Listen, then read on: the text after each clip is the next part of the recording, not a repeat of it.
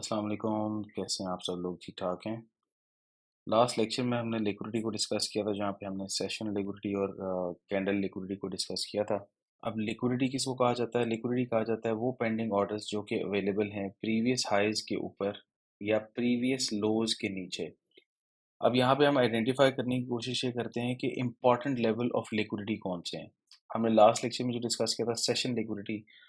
अब Asian session की liquidity क्यों इम्पोर्टेंट है? वो इसलिए इम्पोर्टेंट है क्योंकि एशियन सेशन में जितनी भी मार्केट्स ओपन होती हैं, उनके ऑर्डर्स एशियन सेशन हाई के ऊपर पेंडिंग अवेलेबल होते हैं या फिर एशियन सेशन के लो के नीचे अवेलेबल होते हैं। यानी कि एशियन सेशन से जिन भी ट्रेडर्स ने या इंस्टीट्यूशंस ने अपने बाय ऑर्डर्स या सेल ऑर्डर्स प्लेस किए होते हैं, उनकी लिक्विडिटी अवेलेबल होती है उस एशियन सेशन के हाईज एंड लोज के लेवल्स के ऊपर। अब लंदन सेशन लिक्विडिटी क्यों इंपॉर्टेंट है? वो इसलिए इंपॉर्टेंट है कि लंदन सेशन में जितनी भी मार्केट्स ओपन होती हैं, वो अपने trades buy and sell orders जो प्लेस करते हैं ड्यूरिंग द लंदन सेशन, तो लंदन सेशन के हाईज एंड लोज के लेवल्स के ऊपर वो तमाम पेंडिंग ऑर्डर्स अवेलेबल होते हैं। अब हम यहाँ पे ये सोच रहे होंगे कि हम तो नॉर्मली स्कैल्प करते हैं, हम तो 20 30 40 पिप्स लेके हम तो मार्केट से आउट हो जाते हैं, तो लिक्विडिटी अवेलेबल कैसे होती है फिर?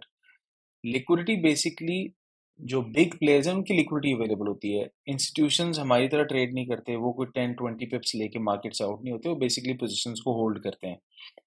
और जब वो पोजीशंस को होल्ड करते हैं तो लिक्विडिटी अवेलेबल होती है। तो जब भी एक सेशन चेंज होता है, यानी कि एशियन सेशन के बाद जब लंदन सेशन आता है, लंदन सेशन अपनी प्रीवियस सेशन की लिक्विडिटी को अटैक करता है।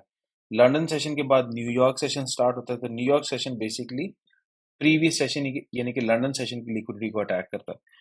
तो इसलिए Asian session, London session, New York session, इनकी सेशंस की लिक्विडिटी जो है वो बहुत इंपॉर्टेंट होती है।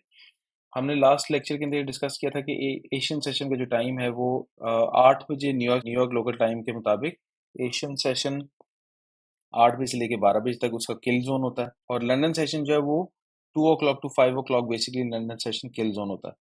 और एक किल जोन का क्या मतलब है कि ये बेसिकली वो टाइम है जिसके अंदर मार्केट की वॉलेटिलिटी ज़्यादा होती है और इसी के अंदर ही ज़्यादा ऑर्डर्स प्लेस की जाते हैं। इसलिए इस टाइम के दौरान जो भी हाईज एंड लोज क्रिएट होते हैं, उन हाईज एंड लोज के ऊपर या नीचे एक इम्पॉर्टेंट लेवल ऑफ लिक्विडिटी जो है वो अवेलेबल होती है कि नेक्स्ट सेशन में उसको टारगेट किया जा सकता है। इसी तरह हमने डिस्कस किया था कैंडल लिक्विडिटी को, जहाँ पे हमने daily candle, weekly candle, monthly candle के हाईज एंड लोज को डिस्कस किया था।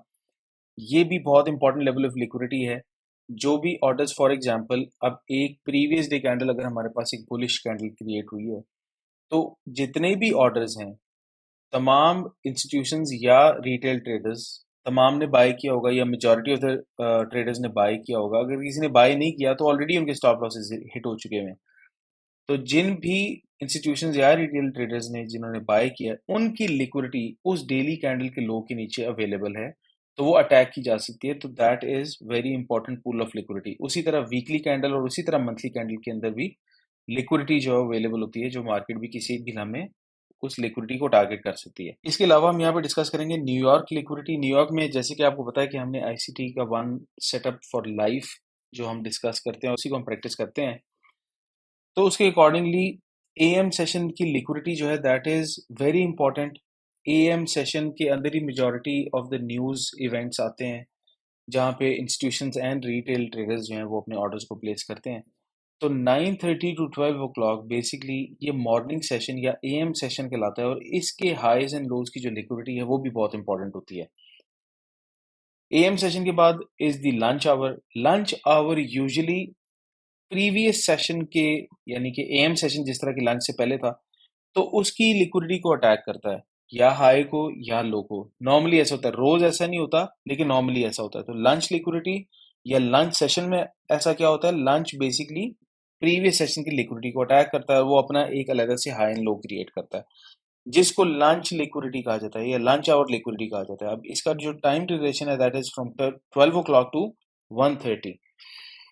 और लंच लिक्विडिटी के बाद हमारा पीएम सेशन स्टार्ट हो जाता है, और PM session basically 1:30 to 4 o'clock के बीच में जो भी हाई एंड लो क्रिएट होता है, उसको बेसिकली पीएम सेशन लिक्विडिटी कहा जाता है।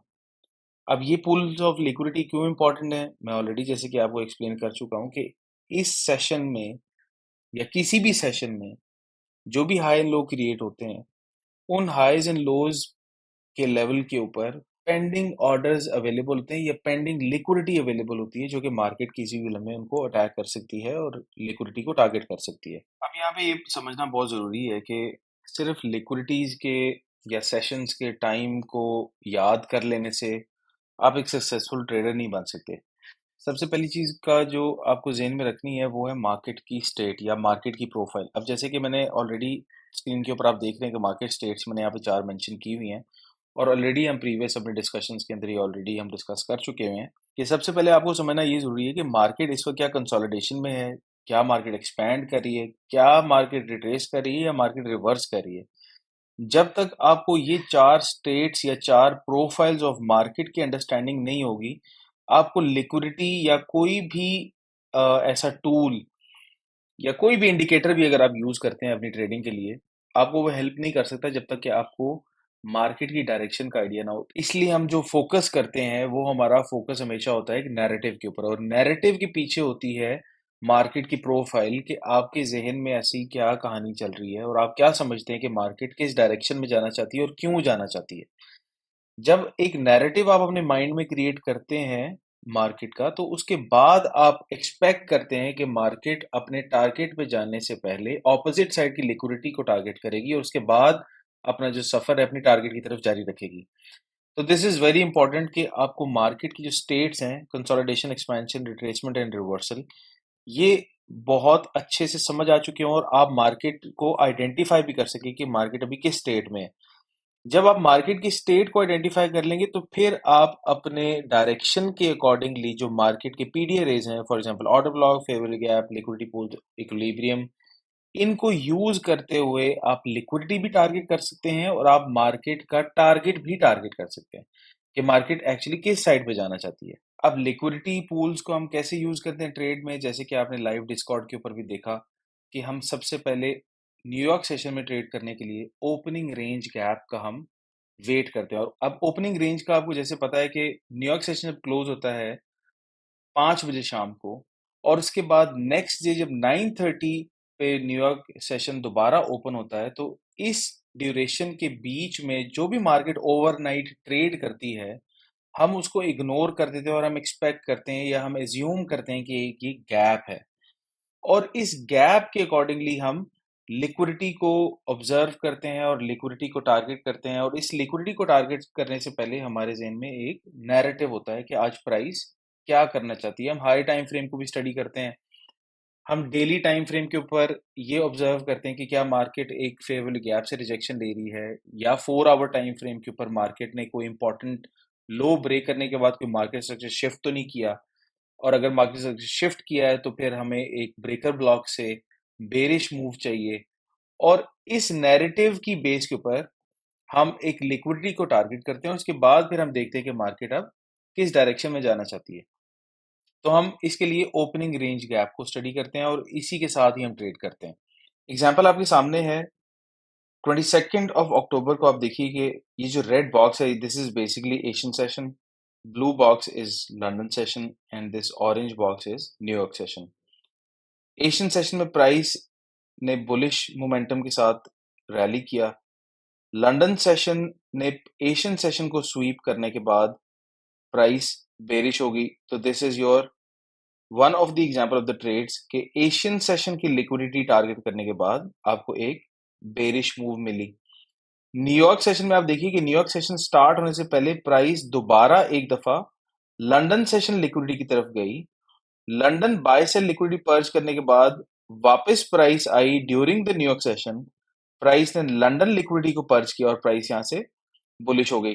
तो अब देखिए कि सेशन लिक्विडिटी यहाँ पे कितनी इंपॉर्टेंट है कि एशियन सेशन की लिक्विडिटी भी टारगेट हुई लंदन में, लंदन की लिक्विडिटी टारगेट हुई न्यूयॉर्क के अंदर और देखें कि प्राइस ने by side and sell side दोनों को पर्च करने के बाद फिर उसके बाद प्राइस जो है वो अपना बुलिश जो है वो सफर जारी रखा। लास्ट फ्राइडे की अगर आपको एग्जांपल याद हो तो आप देखिए कि न्यूयॉर्क सेशन के स्टार्ट से पहले प्राइस ने लंदन सेशन की लिक्विडिटी को स्वीप करने के बाद प्राइस ने एक्सपेंशन दी और एक्सपेंशन में देखिए कि हमें यहाँ पे एक फेयर वैल्यू गैप मिला।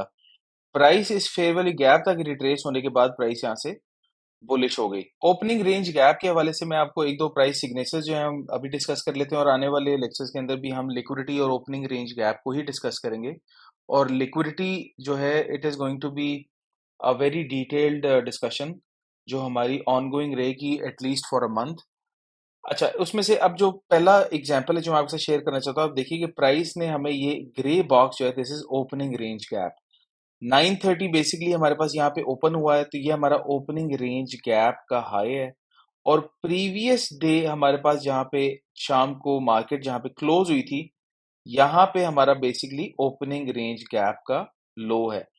अब ओपनिंग रेंज गैप के अंदर जो फर्स्ट फेयर वैल्यू गैप है दैट इज वेरी इंपॉर्टेंट। आप देखिए कि 5 मिनट टाइम फ्रेम के ऊपर ओपनिंग रेंज गैप के स्टार्ट होने के बाद प्राइस ने एक्सपैंड किया और प्राइस ने हमें एक फेयर वैल्यू गैप दिया।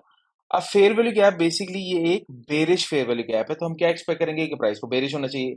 लेकिन अगर आपका नैरेटिव है कि प्राइस को आज बुलिश होना चाहिए, तो आप सबसे पहले एंटिसिपेट ये करेंगे कि प्राइस इस फेयर वैल्यू गैप को वॉयलेट करेगी। और देखिए कि प्राइस ने इस फेयर वैल्यू गैप को वॉयलेट किया, और इसी फेयर वैल्यू गैप से सपोर्ट लेने के बाद जो प्राइस है वो बुलिश हो गई। तो ये this is one of the signature moves जो ओपनिंग रेंज गैप की बेस के ऊपर आप ट्रेड कर सकते हैं। तो ये आपके लिए फर्स्ट एग्जांपल है या फर्स्ट सिग्नेचर मूव है ऑफ ओपनिंग रेंज गैप, कि फर्स्ट फेयर वैल्यू गैप बेशक वो 5 मिनट का हो या 1 मिनट का हो, इट ऑल डिपेंड्स कि आपका नैरेटिव क्या है और आप प्राइस को किस तरीके से ट्रेड करना चाह रहे हैं। तो अब अगर आपका प्राइस का बायस या डेली बायस अगर आपका आज बुलिश था ऑन 22 ऑफ अक्टूबर, तो आप यहाँ पे क्या एक्सपेक्ट करेंगे? आप एक्सपेक्ट करेंगे कि प्राइस इस फेयर वैल्यू गैप को वॉयलेट करने के बाद इसी को सपोर्ट बनाने के बाद ही प्राइस अपने टारगेट की तरफ जाएगी। और हमने जैसे कि सेशन लिक्विडिटी के ऊपर भी इसको डिस्कस किया था कि प्राइस देखें ऑलरेडी लंदन सेशन लिक्विडिटी जो है वो न्यूयॉर्क में पर्ज कर चुकी है, और पर्ज करने के बाद ओपनिंग रेंज गैप बनने के बाद फर्स्ट फेयर वैल्यू गैप जो हमें मिला है, हम यहाँ से एक्सपेक्ट कर रहे हैं कि हमें एक मूव मिलेगी। और अगर यहाँ से आप सेल एक्सपेक्ट कर रहे हैं तो आपका बाइस गलत हो गया। Again that is a good learning experience के हो सकता है कि मुझसे भी गलती हो सकती है कि बाइस आपका गलत हो जाए, लेकिन जो फर्स्ट फेयर वाली गैप है जो मैं आपको चीज समझाना चाह रहा हूँ वो ये है कि फर्स्ट फेयर वाली गैप ओपनिंग रेंज गैप बनने के बाद इज वेरी इंपॉर्टेंट। और वो आपका अगर बाइस बुलिश है तो यू वुड एक्सपेक्ट कि ये वाला फेयर वाली गैप प्राइस वॉयलेट करने के बाद इसी को सपोर्ट बनाएगी और प्राइस यहाँ से बुलिश हो जाएगी। तो आई होप कि हमने आज जो भी लिक्विडिटी की डिस्कशन की है वो आपको अच्छे से समझ आ गई होगी। आई वुड एक्सपेक्ट कि आप इसको प्रैक्टिस करेंगे, मार्क करेंगे अपने चार्ट के ऊपर। और if you have any questions तो आप ज्वाइन कर सकते हैं हमारी Discord community. Discord membership is 100% free. आप डिस्कॉर्ड मेंबरशिप ज्वाइन करें। If you have any questions आप हमें डिस्कॉर्ड पे पूछ सकते हैं। और इंशाल्लाह ये लिक्विडिटी का जो डिस्कशन है ये जारी रहेगा। Until next time, take care, अल्लाह हाफिज़।